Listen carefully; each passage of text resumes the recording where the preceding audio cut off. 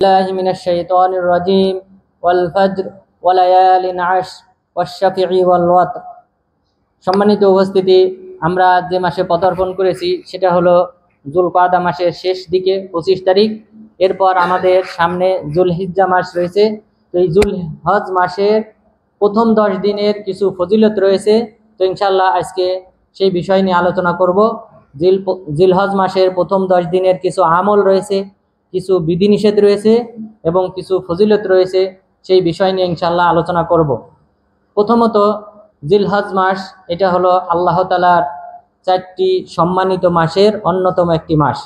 মহান রব্বুল আলামিন বলেছেন, মিনহা আরবাআতুন হুরুম ইন্না ইদ্দাতাশ শুহুরি ইনদাল্লাহি 12 শাহরা ফি কিতাবিল্লাহি ইয়াওমা খালাকাস সামাওয়াতি ওয়াল আরদ মিনহা আরবাআতুন হুরুম। যে আল্লাহ তাআলা যখন থেকে আসমান জমিন সৃষ্টি করেছেন তখন থেকেই এই পৃথিবীর বাৎসরিক পরিক্রমাটা হয় 12 মাসে।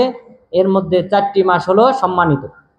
তো সেই কোন 4টি মাস সম্মানিত, এটি হাদিসে উল্লেখ হয়েছে। রাসূল সাল্লাল্লাহু আলাইহি ওয়াসাল্লাম বলেছেন, সালাসাতুম মুতাওয়ালিয়াত যুলকাদা ওয়া যুলহিজ্জা ওয়াল মুহররম ওয়া রাজব বাইনা জুমাদা ওয়া শাবান। যে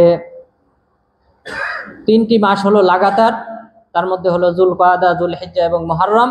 আরেকটি মাস হলো যেটা জমাদুস সানি এবং শাবান মাসের মাঝখানে অবস্থিত, রজব মাস। তাহলে এই 4টি মাস হলো আল্লাহর নিকট সম্মানিত, যেটা সম্পর্কে আল্লাহ তাআলা কোরআনে ইঙ্গিত দিয়েছেন। হাদিসে রাসূল সাল্লাল্লাহু আলাইহি ওয়াসাল্লাম ব্যাখ্যা করে বলেছেন, 4টি মাস হলো যুলকাদা, যুলহিজ্জা, মুহররম এবং রজব। তো সেই মাসের অন্যতম একটি মাস হলো এই সামনে যে জিলহজ মাসের 10 দিন নিয়ে আমরা আলোচনা করব, সেই মাসটি। তো এই মাসের সম্পর্কে, এই 10 দিন সম্পর্কে আল্লাহ তাআলা নিজে শপথ করে বলেছেন। অর্থাৎ এই 10 দিনের গুরুত্ব আল্লাহর নিকট এত বেশি যে তিনি এই 10 দিনের শপথ করেছেন। মহান রব্বুল আলামিন বলেন, ওয়াল ফাজর ওয়া লায়ালিন আশর, শপথ ফজরের, অর্থাৎ ফজরের যে সালাত রয়েছে সেই সময়ের শপথ, ওয়া লায়ালিন আশর, এবং 10 দিনের শপথ, 10টি রাত্রের শপথ, ওয়াশ শাফঈ ওয়াল ওয়াতর, এবং জোড় এবং বেজোড়ের শপথ। এখানে আল্লাহ তাআলা শপথ করলেন এই কয়েকটি বিষয়। এখন যে তিনি যে শপথ করেছেন 10টি রাত্রির বা 10 দিনের, এটা দ্বারা কি উদ্দেশ্য সেটাও হাদিসে উল্লেখ হয়েছে। রাসূল সাল্লাল্লাহু আলাইহি ওয়াসাল্লাম বলেছেন, ইন্নাল আশরা আশরুল আযহা ওয়াল ওয়াতরু ইয়াউমু আরাফা ওয়াশ শাফউ ইয়াউমুন নাহর। যে প্রথম যে 10 দিনে শপথ করা হয়েছে সেই 10 দিন হলো জিলহজ মাসের 10 দিন। আর বেজোড় রাত্রির যে শপথ করা হয়েছে, বেজোড় যে বিষয়ের শপথ করা হয়েছে সেটা হলো আরাফার দিন।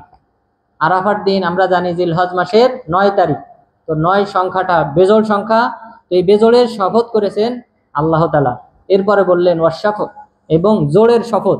জোড় বলতে রাসূল সাল্লাল্লাহু আলাইহি ওয়াসাল্লাম বললেন, ওয়াশাফু ইয়াউমুন নাহর, কুরবানির দিন।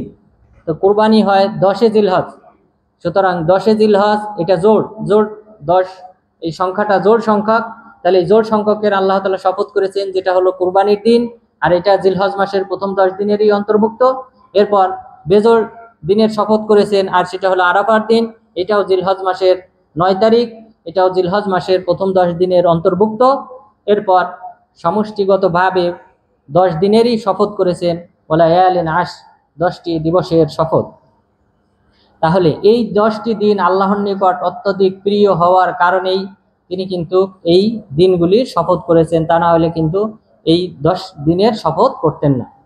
এরপর এই শপথ যে এই 10 দিনের করেছেন, কেননা এই 10 দিন হলো পৃথিবীর সকল দিনের মধ্যে শ্রেষ্ঠ দিন।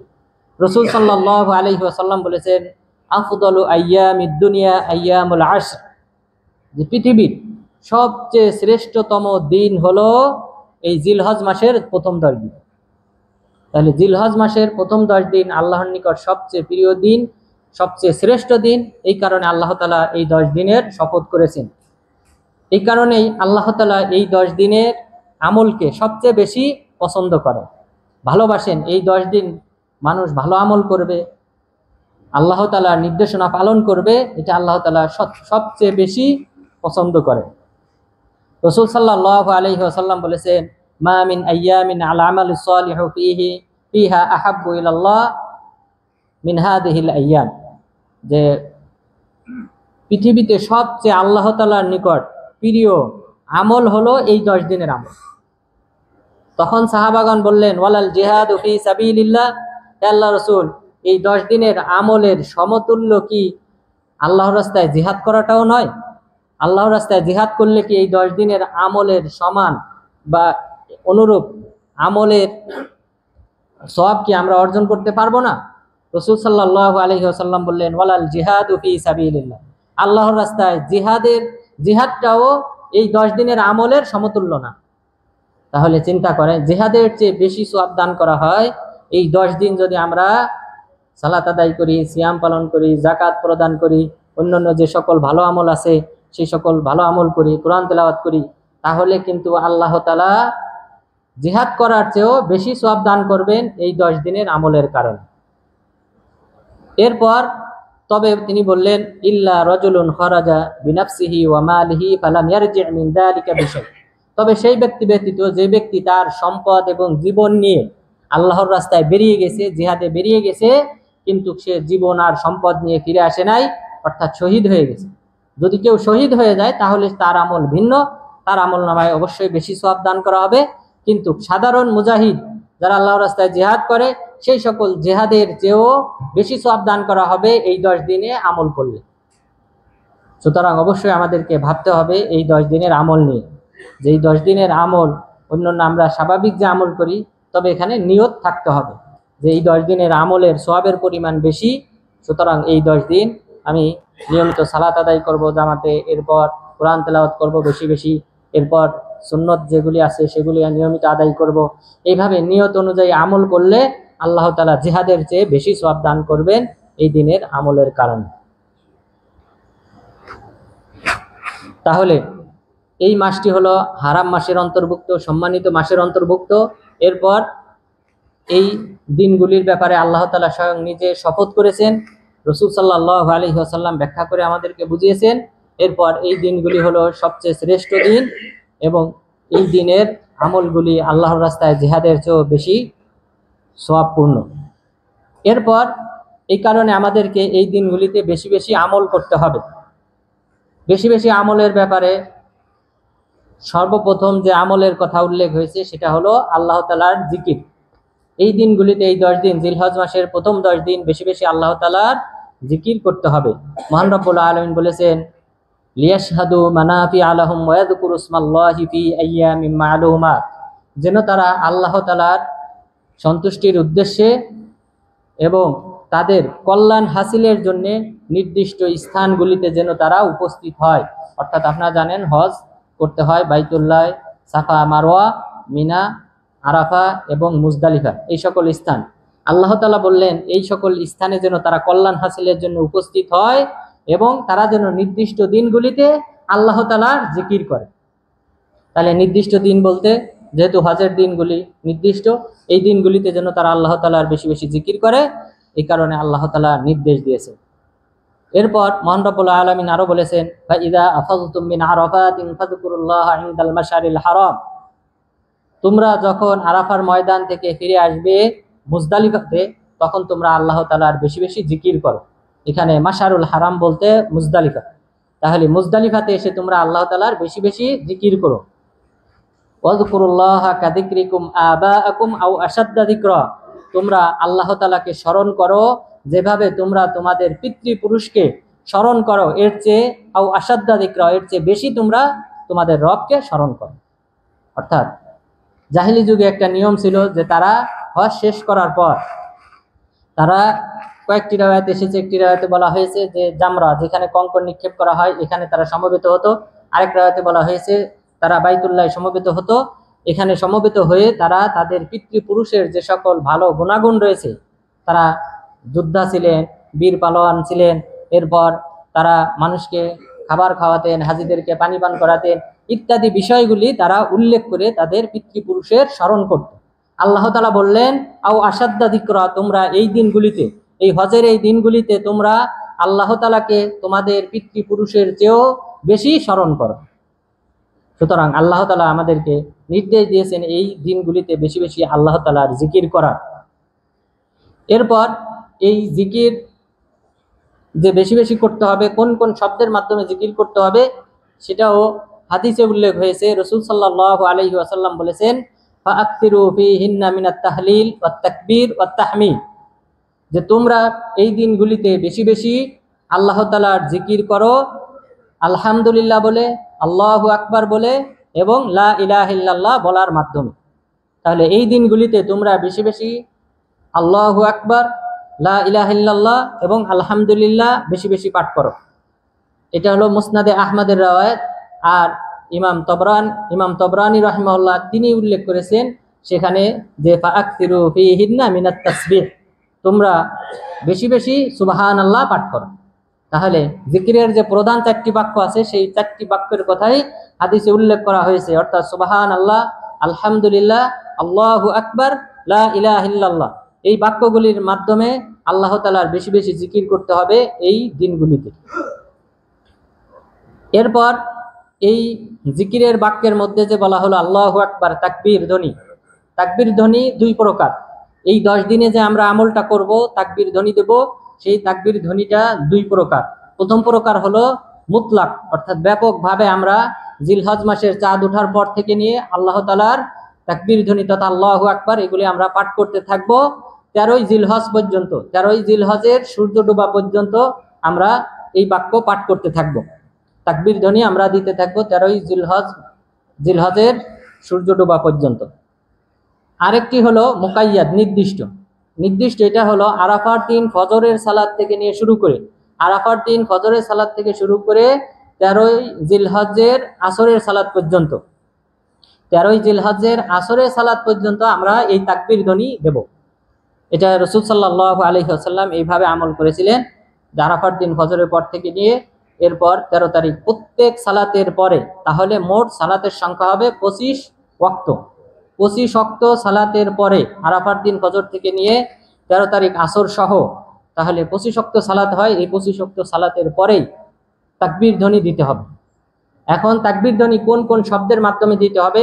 প্রথমটা তো আমরা জানলাম, আল্লাহু আকবার বলা, এটা স্বাভাবিকভাবে বলা যাবে সব সময়।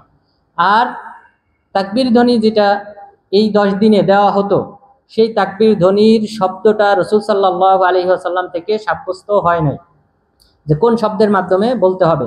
তবে সাহাবাদের মধ্যে থেকে 4 জন সাহাবী থেকে সাব্যস্ত হয়েছে।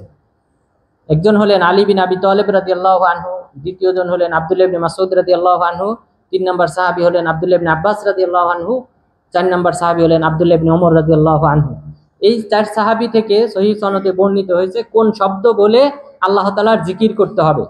তো আলী বিন আবি তালিব রাদিয়াল্লাহু আনহু এবং আব্দুল্লাহ ইবনে মাসউদ রাদিয়াল্লাহু আনহু থেকে যে শব্দটা বর্ণিত হয়েছে সেটা হলো আমাদের সবার কাছে যেটা পরিচিত, আল্লাহু আকবার, আল্লাহু আকবার, লা ইলাহা ইল্লাল্লাহু, আল্লাহু আকবার, আল্লাহু আকবার, ওয়ালিল্লাহিল হামদ। এই পর্যন্ত এই শব্দটা, এটা আমাদের সবার কাছে পরিচিত। এটা সাব্যস্ত হয়েছে 2 জন সাহাবী থেকে। এরপর আব্দুল্লাহ ইবনে মাসউদ রাদিয়াল্লাহু আনহু থেকে আরেকটি শব্দ সাব্যস্ত হয়েছে, সেখানে তিনি প্রথমে যে আল্লাহু আকবার আমরা 2 বার বলেছিলাম, তিনি 3 বার বলতেন। তাহলে আল্লাহু আকবার, আল্লাহু আকবার, আল্লাহু আকবার, লা ইলাহা ইল্লাল্লাহু, আল্লাহু আকবার, আল্লাহু আকবার, ওয়ালিল্লাহিল হামদ। তাহলে এইভাবেও ইবনে মাসউদ রাদিয়াল্লাহু আনহু থেকে বর্ণিত হয়েছে। আব্দুল্লাহ ইবনে আব্বাস রাদিয়াল্লাহু আনহু থেকেও কয়েকভাবে শব্দটা উল্লেখ হয়েছে। তিনি বলতেন আল্লাহু আকবার, আল্লাহু আকবার, আল্লাহু আকবার, ওয়ালিল্লাহিল হামদ, আল্লাহু আকবার ওয়া আজাল, আল্লাহু আকবার, ওয়ালিল্লাহিল হামদ। এটা তিনি বলতেন। এরপর তিনি আবার বলতেন আল্লাহু আকবার কাবীরা, আল্লাহু আকবার কাবীরা, আল্লাহু আকবার ওয়া আজাল, আল্লাহু আকবার আলা মা হাদানা। তো তিনি এইভাবে বলতেন। এরপর আব্দুল্লাহ ইবনে ওমর রাদিয়াল্লাহু আনহু তিনি বলতেন আল্লাহু আকবার, আল্লাহু আকবার, লা ইলাহা ইল্লাল্লাহু ওয়াহদাহু লা শারীকা লাহু, লাহুল মুলকু ওয়া লাহুল হামদু ওয়া হুয়া আলা কুল্লি শাইইন কাদির। এইভাবে তিনি বলতেন। তাহলে এই রিওয়ায়াতগুলি সহিহ সনদে বর্ণিত হয়েছে। তাহলে তাকবীরের শব্দগুলি আমরা জানলাম কোন কোন শব্দের মাধ্যমে তাকবীর ধ্বনি দিতে হবে এই দিনগুলিতে। তো এই শব্দগুলির মাধ্যমে জিকির করতে হবে এবং সেই সাথে আল্লাহু আকবার সাধারণ যে শব্দটা রয়েছে এটার মাধ্যমেও আমরা তাকবীর ধ্বনি দেব জিলহজ মাসে চাঁদ ওঠার পর থেকে নিয়ে। এরপর দ্বিতীয় যে আমলটা করতে হবে এই দিনগুলিতে সেটা হলো সিয়াম পালন করতে হবে। এই 9 দিন অর্থাৎ 10 তারিখ তো কুরবানির দিন, এই দিন সিয়াম পালন করা হারাম। যেহেতু মুসলিমদের ঈদের দিন হলো ইয়াউমুন নাহার, কুরবানির দিন এবং ঈদুল ফিতরের দিন, এই দিনগুলিতে সিয়াম পালন করা হারাম। তো সুতরাং 9 দিন, জিলহজের প্রথম 9 দিন আমরা সিয়াম পালন করব। কারণ উম্মে সালামা রাদিয়াল্লাহু আনহা তিনি বলেন, কানান নবিয়্যু সাল্লাল্লাহু আলাইহি ওয়াসাল্লাম ইয়াসুমু 9 মিন যিলহিজ্জা ওয়া ইয়াউম আশুরা ওয়া 3 আইয়াম মিন কুল্লি শাহর আউয়ালু ইসনাইন মিনাশ শাহর ওয়া খামিসাইন। যে রাসূল সাল্লাল্লাহু আলাইহি ওয়াসাল্লাম জিলহজ মাসের প্রথম 9 দিন তিনি সিয়াম পালন করতেন। এরপর আশুরার দিন তিনি সিয়াম পালন করতেন, মুহররমের 10 তারিখ। এরপর তিনি প্রতি মাসে 3 দিন সিয়াম পালন করতেন, মাসের প্রথম সোমবার এবং আরো 2 শনিবার, মোট 3 দিন তাহলে সিয়াম পালন করতেন। এটা ছিল রাসূল সাল্লাল্লাহু আলাইহি সাল্লামের আমল। রাসূল সাল্লাল্লাহু আলাইহি ওয়াসাল্লামের স্ত্রী উম্মে সালামা রাদিয়াল্লাহু আনহা তিনি বলেছেন। কিন্তু এখানে আরেকটা হাদিস রয়েছে, সেই হাদিসটা অনেক আলেম এটা পরিচিত হওয়ার কারণে, এই প্রথম হাদিসটা না জানার কারণে অনেক সময় ফতোয়া দেয় যে না, সিয়াম পালনের কোনো দলিল নেই।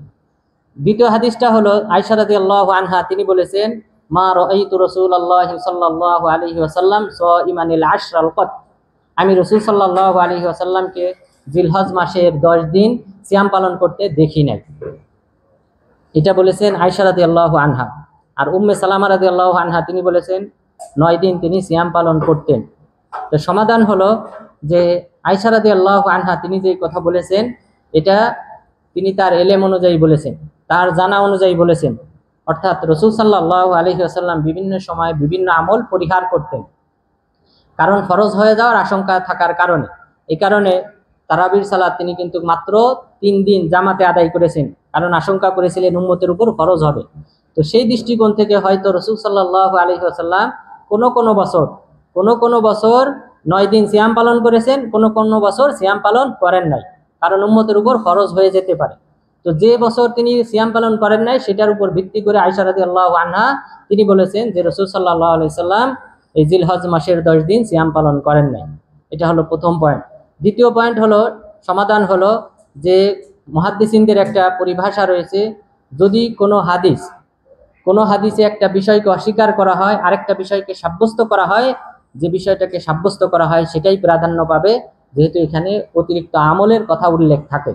তো সেই দৃষ্টিকোণ থেকে উম্মে সালামা রাদিয়াল্লাহু আনহা যেহেতু বলেছেন তিনি 9 দিন সিয়াম পালন করেছেন, সুতরাং আমাদেরকে এটাকে গ্রহণ করতে হবে, আমাদেরকে এই দিনগুলিতে আমল করতে হবে।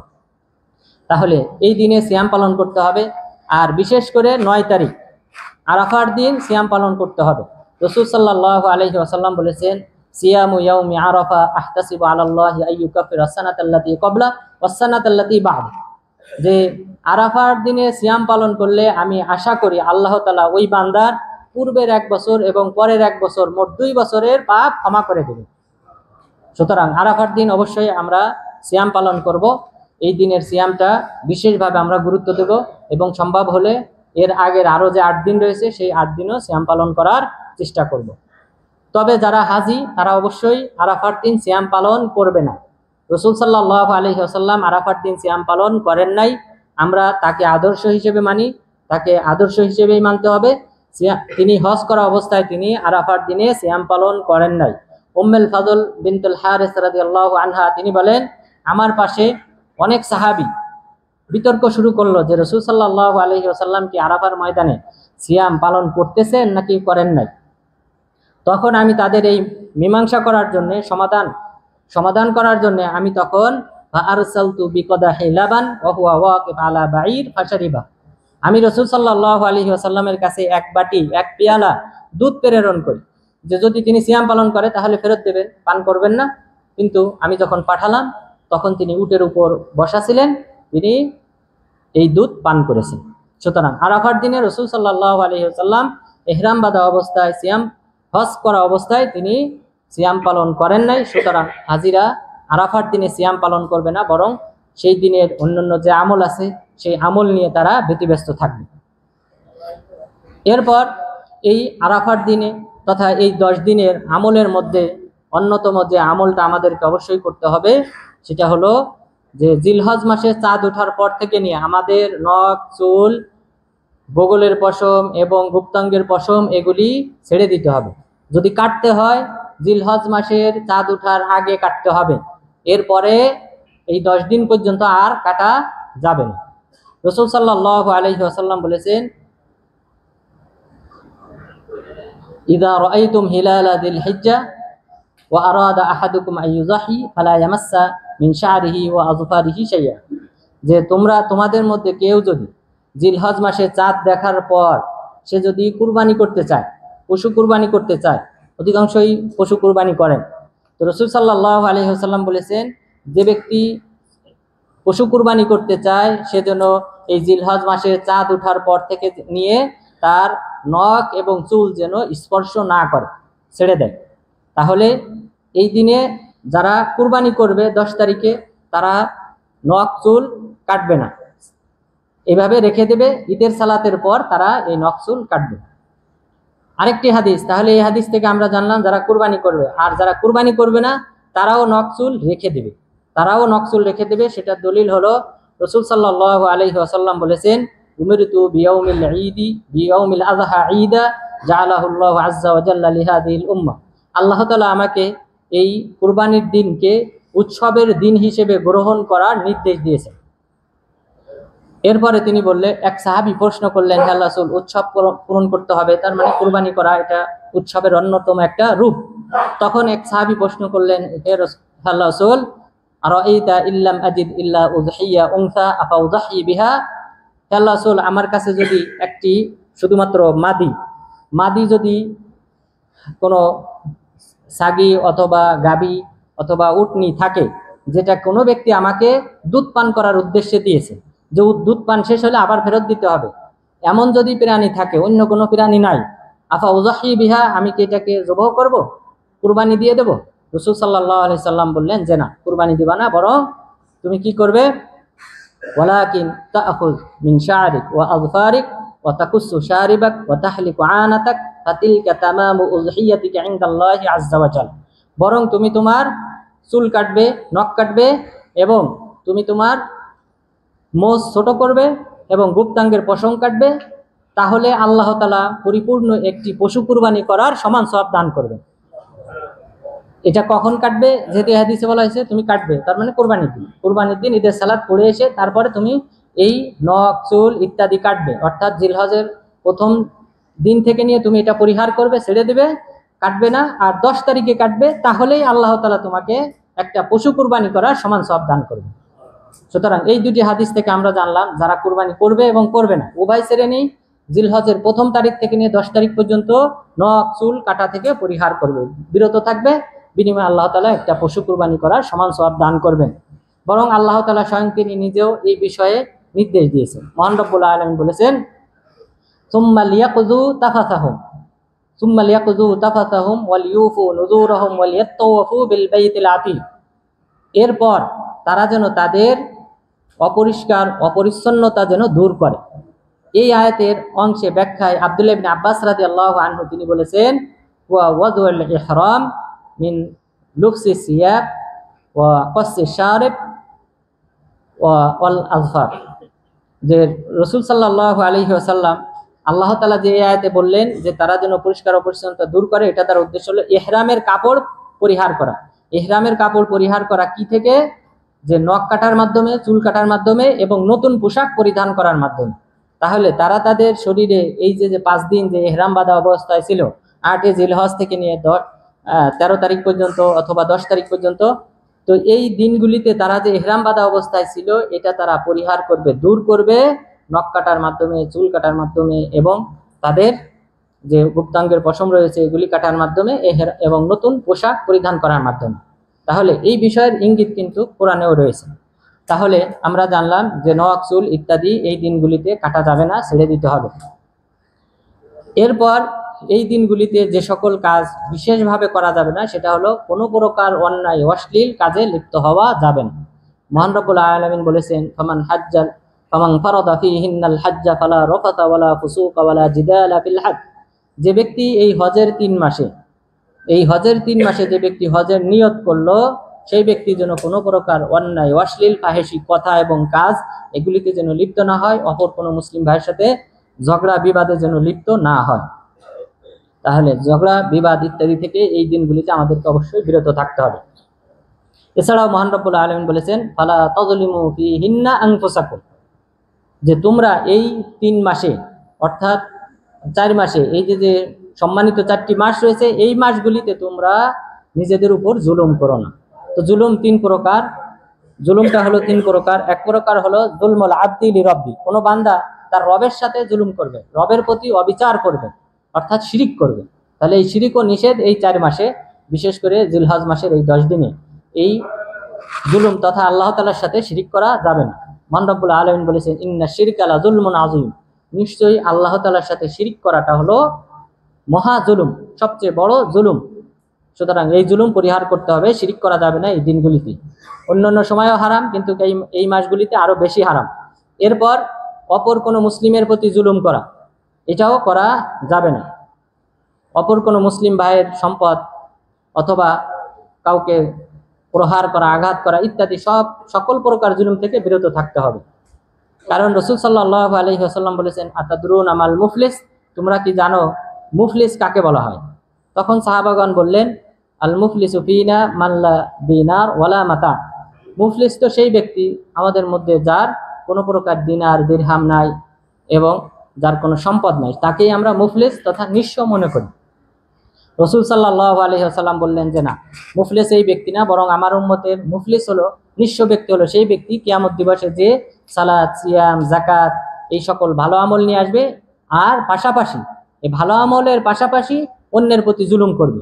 কদ শাতামা হাযা ওয়া কাযাফা হাযা ওয়া আকালা মাল হাযা ওয়া যারাবা হাযা, যে ওয়াসাফা দামা হাযা, যে পাশাপাশি সে কোনো ব্যক্তিকে গালি দিয়েছে, কোনো ব্যক্তির উপর ব্যভিচারের মিথ্যা অপবাদ দিয়েছে, কোনো ব্যক্তির সম্পদ অন্যায়ভাবে গ্রাস করেছে, কোনো ব্যক্তিকে চড় থাপ্পড় দিয়েছে এবং কোনো ব্যক্তির রক্তপাত ঘটিয়েছে। এমন, তাহলে এক পাশে ভালো আমল আর এক পাশে অন্যায় অশ্লীল কাজ, এগুলিও রয়েছে, অন্যের প্রতি জুলুম এটাও রয়েছে। তখন কি করা হবে? কিয়ামত দিবসে তার ভালো আমলগুলি তার পাওনাদার যাদের প্রতি জুলুম করেছিল তাদেরকে দিয়ে দেওয়া হবে। এক সময় সে নিঃশেষ হয়ে যাবে, তার কোনো ভালো আমল থাকবে না, তখন ওই সকল পাওনাদারদের পাপ তার উপর চাপিয়ে দেওয়া হবে। সুম্মা তুরিহা ফিন্নার, এরপরে জাহান্নামে নিক্ষেপ করা হবে।